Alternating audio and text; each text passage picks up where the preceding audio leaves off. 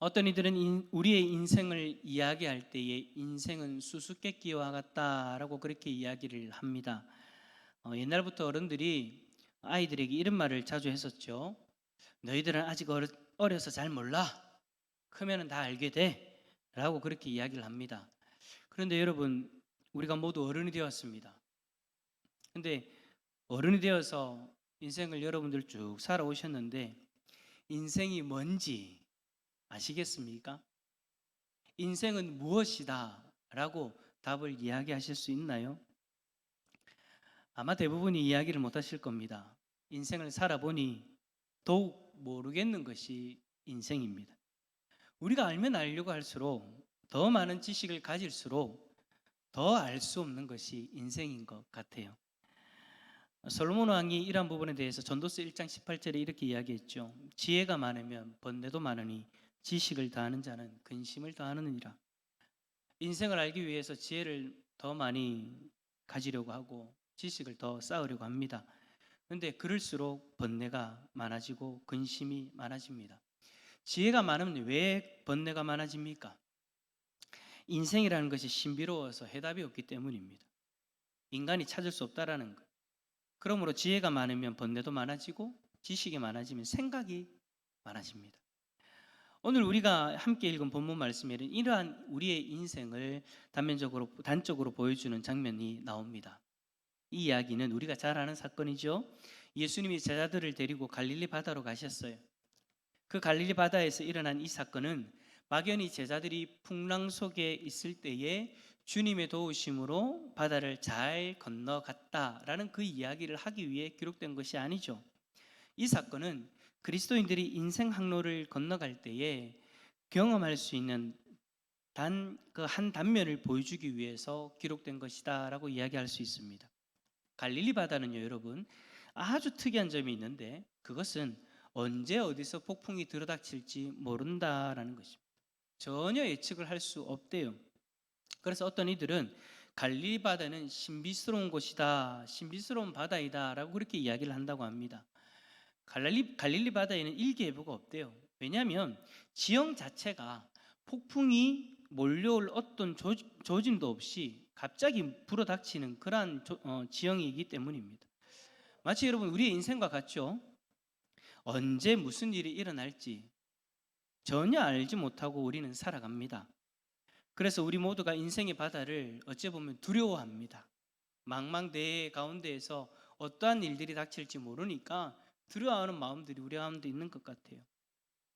이 인생의 바다는요, 불안과 공포를 가득 담고 있습니다. 맑은 바닷길을 순풍에 돛을 달고 힘차게 달려가면서도 선원들의 마음 가운데에는 폭풍이 언제 불어닥칠지 모르니까 그런 걱정과 불안들을 항상 가지고 있다고 합니다. 이처럼 여러분, 현재 우리의 생활이 편하고 걱정이 별로 없어도 마음 한구석에는 형통한 것이 어찌 보면 불안의 요소가 될 수도 있을 것 같아요. 저도 그런 것들을 한 번씩 경험합니다. 모든 일들이 형통할 때에 괜히 그냥 불안한 거예요. 어떤 일이 생길까? 왜 폭풍 전야가 고요한 것처럼 형통한 일이 있다가 언제 큰 폭풍이 닥칠지 모르니까. 여러분 영화나 드라마도 보시면 항상 그렇잖아요. 저는 드라마를 보면 항상 그렇게 얘기합니다. 제 아내한테 드라마 가운데서 스토리가 너무 잘 되고 막 사랑이 너무 이루어지고 막 달콤하고 막 그러면 저는 그렇게 얘기합니다. 문 일난다. 꼭 문 일난다. 이쯤 되면 일 날 거야. 너무 좋잖아. 분명히 일어나. 근데 여러분 그게 드라마 속에서만의 일이 아니죠. 우리 인생도 그렇더라라는 거예요. 우리의 인생 가운데에는 항상 그렇게 풍랑이 기다리고 있고, 아니면 어쩌보면 여러분들의 삶 가운데 이 풍랑이 다가왔을 수도 있습니다. 그래서 그 풍랑에 시달리면서 멀미와 같은 그런 어떤 마음의 고민들, 걱정들, 근심들을 안고 살아가실 수도 있어요. 인간이 살아간다는 것이 무엇인가? 라는 그 질문에 대해서 성경을 통해서 잠시 생각해 보면 생각할수록 잘 모르겠다 라는 그런 어떤 대답을 할 때도 있습니다. 요한복음 3장 16절에 보면 뭐라고 되어 있습니까? 하나님이 세상을 이처럼 사랑하사. 하나님이 우리를 사랑하신대요. 우리를 사랑하신다라고 말씀하셨는데 우리를 사랑하시는 하나님이 왜 당신의 자녀들을 바다에 던져 놓으시고 건너가라고 하시냐라는 거예요. 제자들은 예수님을 모시고 갈릴리 바다를 건너갑니다. 그런데 예수님과 함께 가는 그 바닷길에 폭풍이 일어난 거예요. 여러분, 예수님은 어떤 분이십니까? 모든 만물을 창조하신 하나님이십니다. 왕 중의 왕이십니다. 신 중의 신이십니다. 근데 그 예수님이 타고 있는 배에 풍랑이 닥쳐온 거예요. 예수님을 모시고 건너가면 여러분, 오히려 일어나던 풍랑도 잠잠해야 되는 것이 우리가 생각하는 어떤 아름다운 모습이지 않습니까? 일반적인 모습이지 않습니까? 왜 예수님을 모시고 건너가는 길에 폭풍이 일어나서 죽을 고비를 넘겨야 됩니까? 참 이해가 안 되죠. 예수님을 믿으면 누구나 다 불행했던 삶이 행복해지고 또 인생의 고통이 평안으로 바뀐다라고 그렇게 이야기를 합니다. 그러나 예수님을 모시고 가는 그 인생길에 어려운 일들이 생기는 경우가 허다하더라는 거예요. 몇 년 전에 제가 아는 어떤 집사님 한 분이 소천하는 일이 있었습니다. 천국 가셨다라는 거예요. 근데 그분은요, 교회 일을 정말 앞장서서 일을 하셨고요. 특히나 굳은 일도 마다하지 않고 언제나 묵묵히 그 모든 일들을 다 담당하셨습니다. 힘든 일이 있으면 항상 그분이 계셨어요. 그래서 그분들을 바라볼 때 교육자들도 그렇고 성도님들도 그렇고 항상 존경했어요. 정말 좋은 분이라고 다 그렇게 인정을 했어요. 교회에서 양육이나 훈련을 하잖아요. 그러면 적극적으로 참여하셔가지고 자신의 신앙을 성장시켜 나가는데 애를 썼습니다.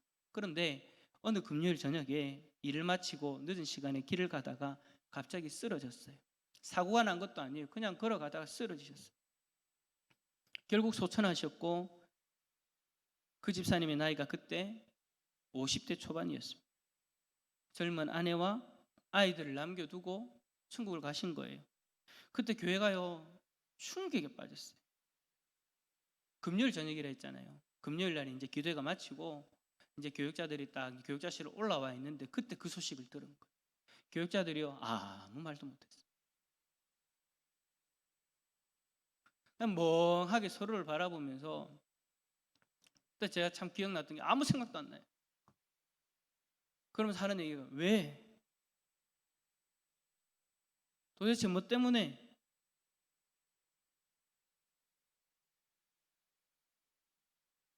그 집사님 아내분이랑 아이들도 다 어린데 그들 다 어떻게? 그러면서 이 일이 도대체 왜 일어났는지 도무지 이해가 안 된다고 답답한 마음뿐이었습니다. 교육자들 뿐만 아니라 성도들이 다 그랬어요. 다 슬픔에 빠졌어요. 예수님을 믿으면 만사가 형통하리라 생각하는데 이런 어려운 일을 당하는 것을 보면 알다가도 모를 것이 인생이다라는 그런 생각이 듭니다.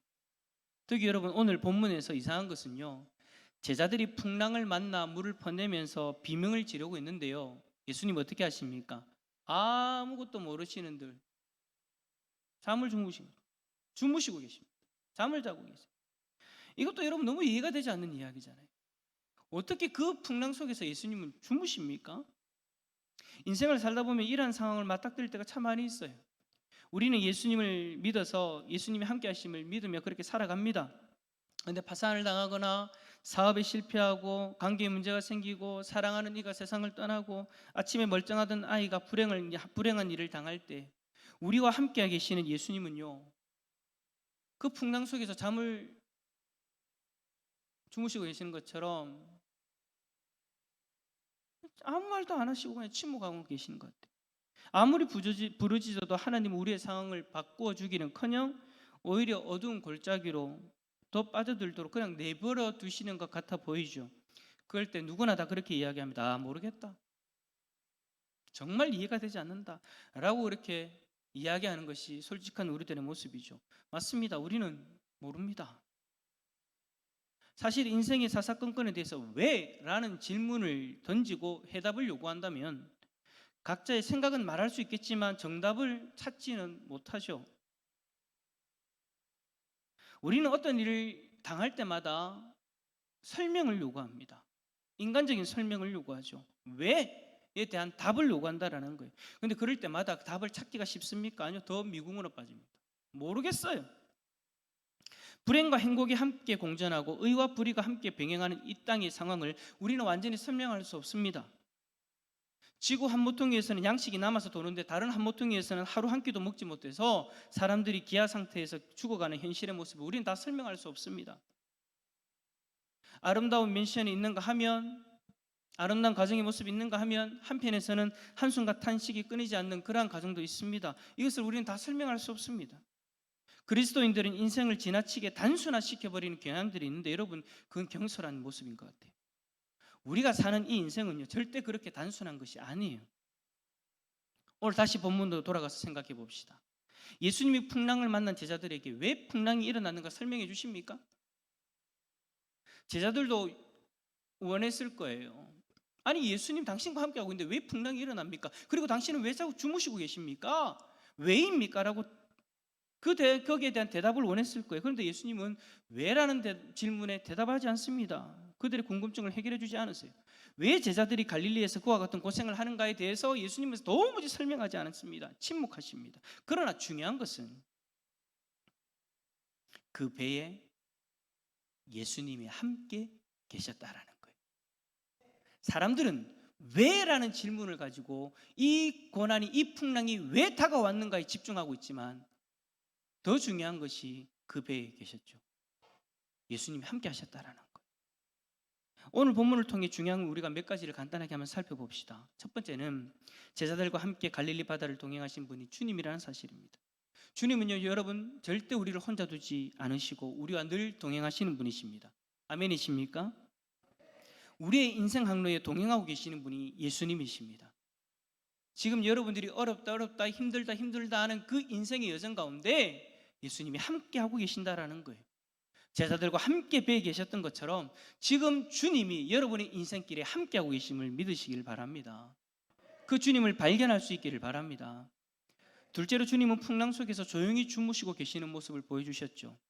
여러분, 이 모습이 앞에서 이야기했던 것은 정말 이해가 되지 않습니다. 어떻게 이럴 수 있습니까? 하지만 한편으로는 도무지 이해가 되지 않는 이 모습이 한편으로는 하나님의 자녀가 인생의 풍랑을 만나면 어떤 태도를 취해야 되는가를 예수님을 통해 배울 수 있다라고도 이야기할 수 있습니다. 풍랑이, 아무리 큰 풍랑이 다가와도 주님의 평안을 깨지는 못했습니다. 무슨 말입니까? 예수님에게는 그 풍랑이 두려움의 대상이 아니었다라는 거예요. 풍랑조차도 예수님의 잠을 깨우지는 못했다라는 거예요. 예수님은 그 잠을 통해서 평안을 누리고 계셨습니다. 그 평안을, 그 풍랑은 깨지 못했다라는 것이죠. 예수님의 풍랑 앞에서 주무실 만큼 평안한 상태였다라는 거예요. 이것이 바로 예수님을 모시고 인생의 바다를 건너가는 사람이라면 누구나 다 예수님을 통해서 배워야 될 모습인 것 같습니다. 예수님이 누렸던 그 평안, 우리 모두가 누릴 수 있기를 바랍니다. 여러분, 스티븐슨이라는 소설가가 배를 타고 남태평양을 여행할 때 겪었던 일들을 기록한 것이 있습니다. 여객선을 타고 가는 데에 갑자기 풍랑이 일었대요. 처음에는 잠깐 지나가는 풍랑이겠지, 바람이겠지라고 생각했죠. 그런데 갈수록 배가 더 무섭게 흔들리는 거예요. 그래서 사람들이 걱정에 빠집니다. 그래서 스티븐슨이 참다 못해서 자기도 막 뛰어 올라가가지고 선장을 찾았어요. 왜요? 도대체 왜 이런 일이 일어나냐고, 도대체 앞으로 어떻게 할 거냐고, 우리 어떻게 되는 거냐고 따져 물으려고 올라간 거예요. 그런데 그의 선장 그 얼굴을 보는 순간 그 공포의 그 고통이 한순간에 사라지는 것을 경험했답니다. 왜냐하면 선장의 얼굴이요, 막 어떻게 하지 막 근심에 쌓여가지고 뭐 다 죽어가는 그런 모습이 아니라 아무 일 없는지 평안한 모습이었대요. 그러면서 찾아온 그 스티븐슨에게 태평스럽게 미소까지 띠면서 이야기를 하더라는 겁니다. 그는 객실로 돌아와서 말하기를, 제가 선장의 얼굴을 봤는데 염려 안 해도 될 것 같아요. 이 배에 키를 들고 있는 사람이 염려가 없는데 우리가 뭘로 염려합니까? 우리도 그냥 마음 놓고 있으면 될 것 같습니다 라고 그렇게 이야기를 했대요. 이 말을 들은 객실에 있던 모든 사람들이 다 안심을 할 수 있었다는 겁니다. 여러분, 인생의 바다 가운데서 풍랑은 자주 일어납니다. 여러분의 삶 가운데 풍랑이 수없이 일어났고 또 앞으로도 일어날 거예요. 그때마다요, 우리는 뱃전에서 평안한 모습으로 주무시는 주님을 바라봐야 됩니다. 왜요? 주님은 우리의 인생의 길을 붙잡고 계시는데 그 주님은 어떤 풍랑이 다가와도 두려워하지 않는 분이기 때문입니다. 그 주님은 여전히 우리의 길을 붙들고 우리를 평안의 길로 인도하시는 분이신 줄 믿습니다.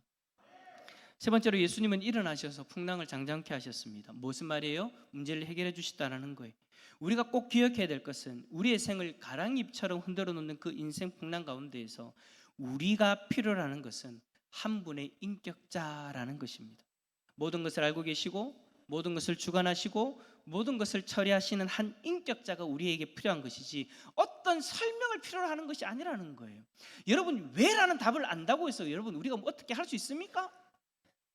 그런데도 불구하고 왜 나에게 이런 일이 일어났는가? 하나님 왜입니까? 도대체 무엇 때문입니까? 라는 그 답을 자꾸 구하고 있는데 그 답을 안다고 해서 여러분 우리에게 해결책이 주어지냐라는 거예요.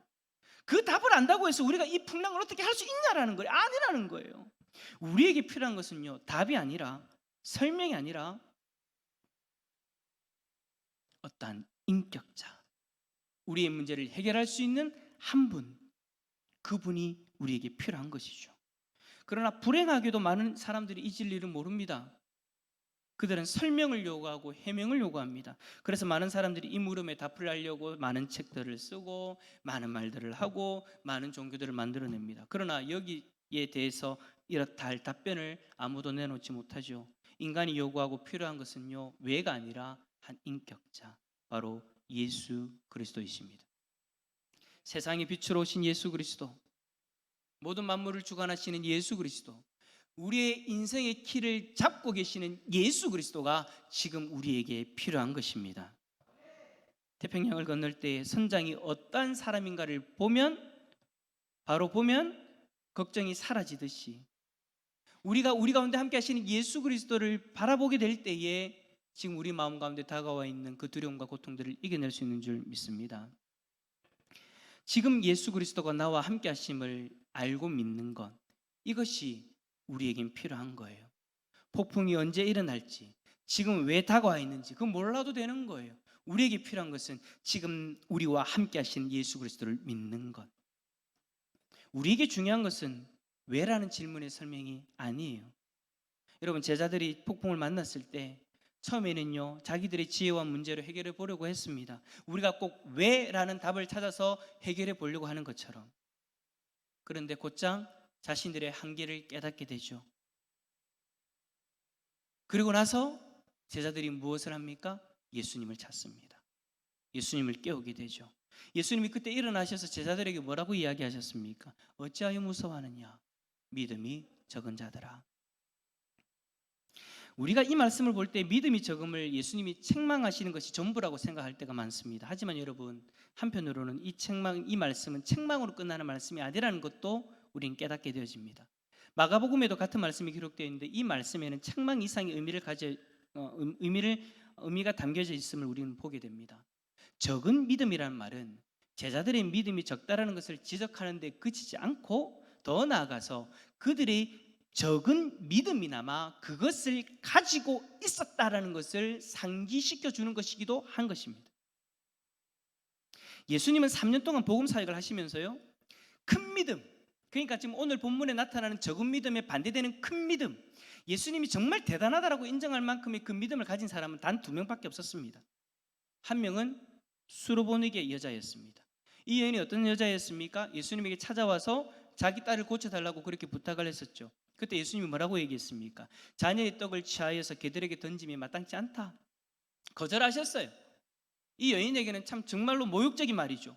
그때 그 여자가 뭐라고 얘기합니까? 주님, 맞습니다. 사실입니다. 그게 사실입니다. 그러나 상 아래에 있는 개들도 자녀의 손에서 떨어지는 빵 부스러기를 먹고 삽니다 라고 얘기하면서 자신을 개와 같이 낮추었을 때 주님이 뭐라고 얘기하십니까? 여자여, 네 믿음이 크도다.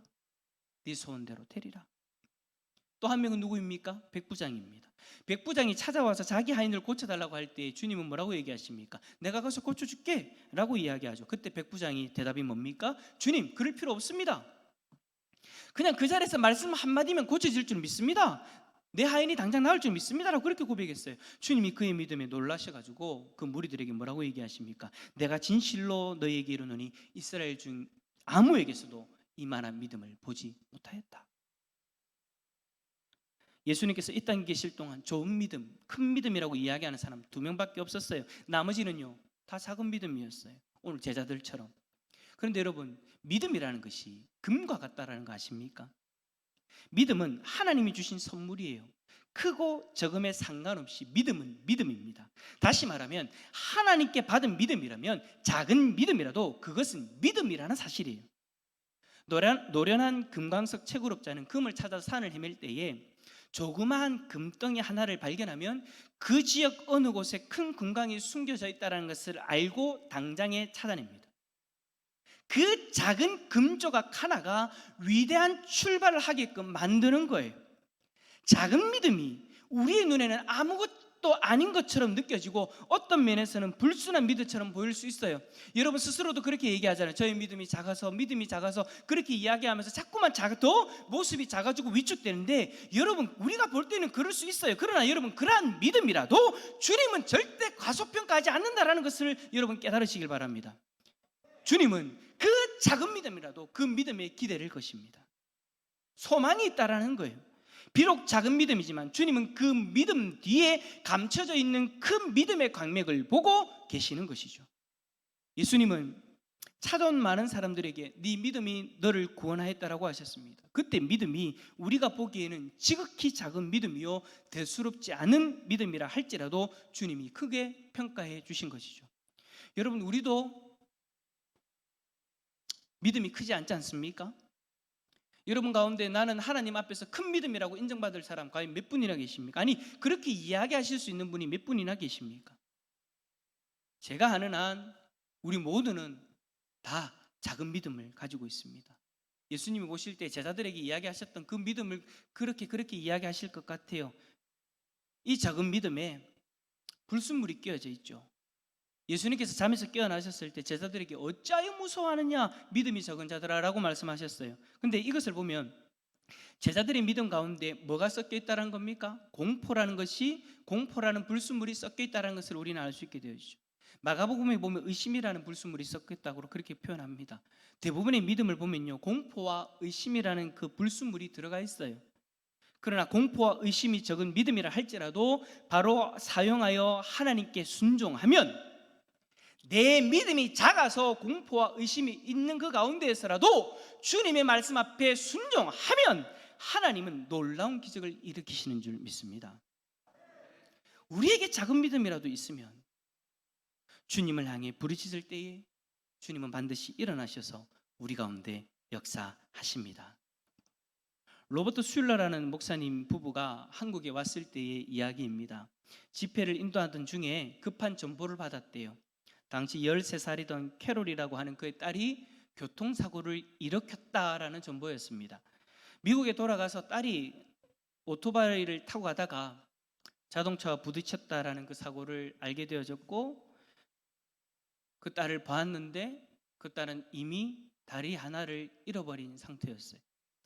그는 언제나 성도들을 만나고 집회를 인도할 때마다 적극적인 사고, 믿음을 가지고 적극적인 생활을 해야 된다 그렇게 외쳤던 사람이기 때문에 그 말을 한 것이 있어서라도 스스로가 항상 웃어야 되고 조금 더 어둠의 그림자를 보이면 안 되는 그런 입장이었습니다. 그런데 막상 그 삶 가운데 어두운 그림자가 찾아오고 집안 전체가 그 풍랑이 이는 것을 경험하게 된 거예요. 딸이 퇴원을 했지만 불구자가 되었습니다. 그런데 더 안타까운 것은 그 사건이 있은 지 1년도 안 되어서 그의 부인인 아벨라가 유방암에 걸린 거예요. 그래도 참 감사하게도 그 후 증세가 음성으로 바뀌어서 더 이상 퍼지지 않아서 수술하고 일단은 위기는 모면했습니다. 이와 같은 풍랑에 직면했을 때 여러분, 인간은 어떻게 해야 됩니까? 왜 하나님이 나에게 이 같은 고난을 당하게 하시느냐고 이유를 찾아서 세월을 허비해야 됩니까? 만약에 그렇게 한다면 그 사람은 미쳐버리고 말 것입니다. 그런데 이 부부는요, 역시 신앙인이었어요. 그들은 어려운 역경의 기간 동안 성경을 통하여서 중요한 3가지 원리를 깨닫게 됩니다. 첫 번째는 모든 것을 인정해야 된다라는 겁니다. 불구가 된 딸이나 암에 걸린 아내의 모습을 그대로 받아들여야 된다는 것을 깨달았어요. 우리 신앙인은 여러분 모든 것을 그대로 받아들일 수 있어야 됩니다. 왜냐하면 그 모든 것은 누가 허락하신 것입니까? 하나님이 허락하신 것입니다. 내가 이해하지 못하여도, 내가 감당하기 어려워도 그 현실 그대로를 받아들일 수 있는 것도 믿음인 거예요. 가산이 기울거나 사업에 실패하거나 사랑하는 이가 먼저 세상을 떠나거나 현재의 환경을 그대로 받아들이고 거기에 대하여 이유를 달지 않는 그 모습, 우리의 모습이 될 수 있기를 바랍니다. 둘째로 여러분, 하나님은 내 인생의 계획자요 인도자라는 진리를 발견했답니다. 아벨라의 인생길을 미리 작정하시고 계시고 캐롤의 그 인생길도 하나님이 설계하고 계시므로 어떻게 하시든지 하나님은 선한 길로 인도하실 것이다. 우리가 봤을 때는 선한 길이 아닌 것 같아 보여도 하나님이 살아계시고 하나님이 계획하시고 그 선한 길로 끝내는 인도하실 것이다라는 그 믿음, 하나님이 살아계신 이상 하나님의 섭리하심을 믿어야 된다라는 거예요. 그것을 그 가족이 깨닫게 되어졌다라는 겁니다. 만약에 하나님이 살아계시지 않는다면 역경을 당한 사람은요, 단지 어떤 사람입니까? 재수 없는 사람이에요. 재수가 없는 사람, 운이 없는 사람, 하나님이 안 계신다면. 그러나 여러분, 하나님이 살아계신다고 하면 그분의 모든 계획과 섭리 아래에서 현실의 사건들은 그분의 거룩한 조명 아래에 있는 의미가 있다라는 것을 우리는 깨닫게 되어지고 우리는 그 의미를 깨닫고 믿음으로 살아갈 수 있는 것이죠. 하나님은 우리를 향한 분명한 계획이 있습니다. 그 풍랑조차도 하나님의 계획을 막지는 못합니다. 그 풍랑을 통해서라도 하나님은 계획을 이루어 가심을 믿으시길 바랍니다. 세 번째로 이 부분은 전적으로 위탁하라는 진리를 깨닫게 됩니다. 불구자가 된 딸도 암에 걸린 자신도 하나님 앞에 맡기는 거예요. 위탁하는 거예요. 아벨라 여사와 같이 현실을 인정하는 것이나 하나님의 섭리를 믿는 것, 자신의 모든 것을 위탁하는 것은 예수님을 우리 인생의 항로로 모시고 있을 때, 우리의 그 인생의 항로 가운데 모시고 있을 때에 가능한 것이죠. 사랑하는 성도 여러분, 우리도 이들처럼 예수님을 모시고 갈릴리 바다와 같은 인생의 바다를 건너가고 있습니다. 풍랑이 보입니까? 예수님을 바라볼 수 있기를 바랍니다. 예수님은 지금도 여러분의 풍랑 속에서 함께 하시면서 얼굴을 붉히지 않으십니다. 두려워하는 모습이 아니십니다. 예수님은 평안한 그 모습으로 여러분의 인생의 길을 붙잡고 여러분이 가야 할 그 길을 인도하고 계심을 믿음의 눈으로 바라볼 수 있기를 원합니다. 주님이 평안하시다면 우리도 걱정 안 해도 되는 거예요. 우리도 주님이 누리시는 그 평안을 누리려고 마음에 모든 것들을 내려놓으면 되는 거예요. 우리도 그렇게 할 수 있습니다. 너무나 힘들 때 그분을 깨워서 그분의 도우심을 기다리십시오. 그래야면 주님께서 우리의 문제를 해결해 주시든지 아니면 우리로 하여금 풍랑 속에서도 찬송할 수 있는 능력을 주실 줄 믿습니다. 어디에서나 주님의 존재를 믿을 수 있고 모든 것을 그분께 위탁하고 항상 소망 가운데 즐거워하며 살 수 있는 적은 믿음을 가진 사람에게 인생은 더 이상 수수께끼가 아닌 거예요.